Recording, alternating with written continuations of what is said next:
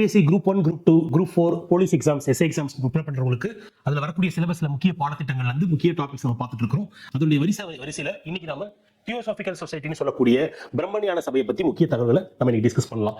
முதலாவது பாருங்க, Theosophical society பிரம்மஞான சபை இது எங்க உருவாக்கப்பட்டது அப்படின்னு கேட்டீங்கன்னா 1875ஆம் ஆண்டு அமெரிக்காவில் இருக்கக்கூடிய நியூயார்க்கில் நிறுவப்பட்ட ஒரு அமைப்பு. இந்த அமைப்பின் நிறுவனர்கள் who are the founders கேட்பாங்க. அவங்க ரஷ்யாவை சேர்ந்த HB பிளவட்ஸ்கை மற்றும் அமெரிக்காவை சேர்ந்த ஆல்காட், HS ஆல்காட், இந்த ரெண்டு பேர் தான் பார்த்தீங்கன்னா இதுக்கு ஃபவுண்டர்ஸ் இந்த இயர் ஆஃப் 1875. சரி, அப்ப இந்த தியோசாபிக்கல் சொசைட்டி அப்படின்றது ஆக்சுவலி என்ன வார்த்தைன்னு கேட்டீங்கன்னா இட் இஸ் கிரேக்க வார்த்தை. ஓகேங்களா, இது வந்து ஒரு கிரீக் வேர்டு. இந்த கிரீக் வேர்டு நம்ம டெமோக்ரஸின்னு சொல்லுவோம் இல்லையா, அதை டெமோஸ் அப்படின்னு சொல்லி பிரிச்சிருப்பாங்க. அந்த மாதிரி இந்த கிரேக்க வார்த்தை எதுன்னு கேட்டீங்கன்னா இந்த தியோசாபிக்கல் சொசைட்டி. தியோஸ் அப்படின்றதுக்கு என்ன பொருள் கேட்டீங்கன்னா இட் மீன்ஸ் காட். ஓகேங்களா, கடவுள் என்று பொருள்.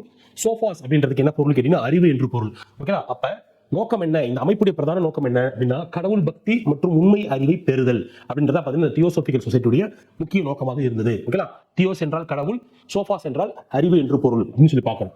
சரி, 1879ஆம் ஆண்டு சுவாமி தயானந்த சரஸ்வதி உதவியுடன் இந்த பிரம்மஞான சபையானது சென்னையில அடையாறில் அமைக்கப்பட்டது.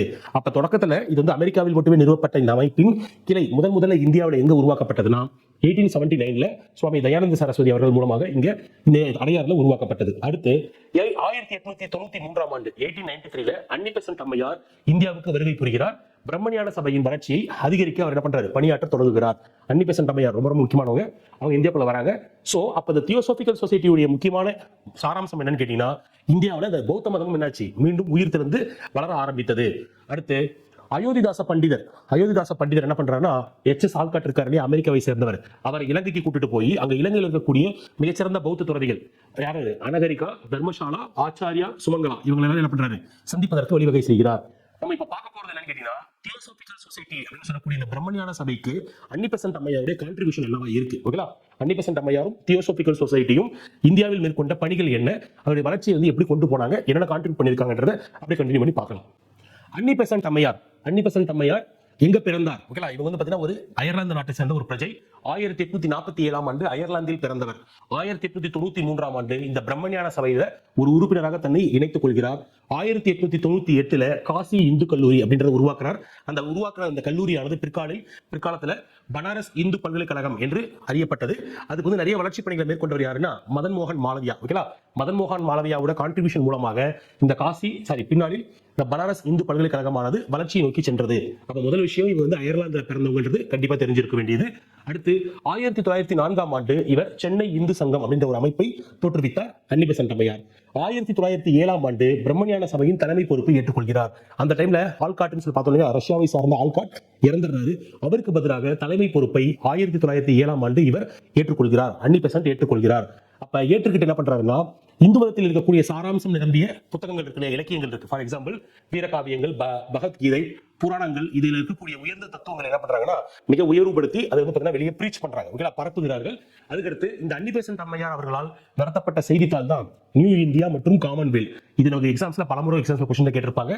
நியூ இந்தியா மற்றும் காமன்வெல்த் இந்த இரண்டு செய்தித்தாள்களை நடத்தியவர் அன்னிபெசன்ட் அம்மையார். சரி, இந்த நியூ இந்தியாவுக்கு பிற்காலத்தில் பார்த்தீங்கன்னா பிரிட்டிஷ் அரசாங்கம் தடை செஞ்சிருக்கும்னு சொல்லி பார்க்கணும். வேற என்ன கான்ட்ரிபியூட் பண்ணிருக்காங்கன்னு கேட்டீங்கன்னா 1895ஆம் ஆண்டு பகவத்கீதையை ஆங்கில மொழிக்கு மொழிபெயர்த்தவர் யாரு, அன்னிபெசன்ட் அம்மையார் தான் உருவாக்கி இருப்பாங்க. அடையாறுல ஒரு நூலகமே உருவாக்குனாங்க. ஓகேங்களா, அடையாறில் ஒரு நூலகம் நிறுவப்பட்டது. அந்த நூலகத்தில் சமஸ்கிருத புத்தகங்கள் நிறைய என்ன பண்ணிருப்பாங்க, கம்பைல் பண்ணி வச்சிருப்பாங்கன்னு சொல்லி பார்க்கிறோம். சரி, இவங்க எழுதுற புத்தகங்கள் நிறைய இருக்கு, படைப்புகள் நிறைய இருக்கு. பட் இருந்தாலும் ரொம்ப ரொம்ப முக்கியமானது எதுன்னு கேட்டீங்கன்னா புதிய இந்தியாவின் பிறப்பு, த பர்த் ஆஃப் நியூ இந்தியான்றது இவங்க எழுதுற ஒரு முக்கியமான புத்தகம். அதை தவிர்த்து வேற என்ன புத்தகங்கள் இருக்கு அப்படின்னா பெண்களின் அரசியல் நிலை, the political status of women, நாத்திகத்திற்கான எனது பாதை, மை பாத் டு ஏத்திசம், இந்த மாதிரி கர்மா, தர்மா, இந்தியாவில் மத பிரச்சனை, இந்திய அரசியலின் எதிர்காலம், இந்த மாதிரி என்னுடைய முக்கியமான படைப்புகள் இருக்கு. நான் PDF கீழே கொடுத்துருக்கிறேன், நீங்க ஒன் சேர்த்து ஒரு வாட்டி படிச்சிருங்க. ஓகேங்களா, வேற என்ன இருக்கு தியோசாபிக்கல் சொசைட்டி மற்றும் அன்னிபெசன்ட் அம்மையோட கான்ட்ரிபியூஷன் வேற என்ன இருக்குன்னா 1916ஆம் ஆண்டு லக்னோ ஒப்பந்தம் உருவாக காரணமாக இருந்தவர் இந்த அன்னிபெசன்ட் அம்மையார். என்ன பண்ணாங்கன்னா பிளவுபட்டிருந்த இந்திய தேசிய காங்கிரஸையும் முஸ்லீம் லீகையும் மீண்டும் ஒரே இந்திய தேசிய காங்கிரஸ் அமர்வில் அமர வைத்த ஒரு பெருமைக்குடையவர். அதுக்கடுத்து 1916ல தன்னாட்சி இயக்கம், ஹோம் ரூல் மூவ்மெண்ட் அப்படின்றத என்ன பண்ணிருப்பாங்க, ஹோம் ரூல் லீக் அப்படின்றத உருவாக்கி இருப்பாங்க. அதுக்கடுத்து வரலாற்றில் ரொம்ப முக்கியமான ஒரு விஷயம், 1917ஆம் ஆண்டு கல்கத்தாவில் இந்திய தேசிய காங்கிரசுக்கு முதலில் ஒரு பெண்ணாக இருந்து தலைமையேற்றார்.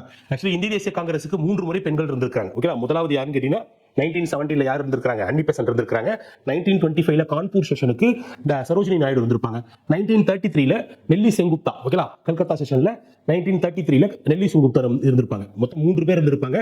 முதலாவது இருந்தவர் இவர், அயர்லாந்து சார்ந்தவர், சரோஜினி நாயுடு இந்தியாவை சார்ந்தவர். மூன்றாவது நெல்லி செங்குப்தா. அடுத்து பிரம்மஞான சபையின் நோக்கம், அப்ஜெக்டிவ் என்ன, மெயின் நோக்கம் என்னன்னு கேட்டீங்கன்னா உலக சகோதரத்துவத்தை வளர்த்தல், இதான் மெயின் கான்ட்ரிபியூஷன். அடுத்து பழங்கால இலக்கியம், சமயம், தத்துவம், விஞ்ஞானம் ஆகியவற்றை மக்கள்கிட்ட கொண்டு போய் கொடுத்து அது குறித்த அவேர்னஸ் கிரியேட் பண்ணணும் அப்படின்றது தான் பிரைமரி அப்ஜெக்டிவ். அடுத்து வேத கால பெருமைகளை நிகழ்காலத்தில் கொண்டு வருவது, ஓகேலா.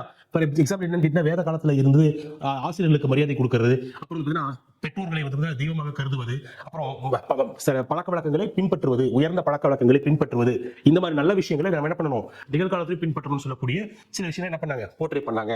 பிரம்மஞான சபையின் சமூக தொண்டுகள், சரி அப்ப இதுதான் வந்து ஐடியா கொண்டு வந்தாங்க.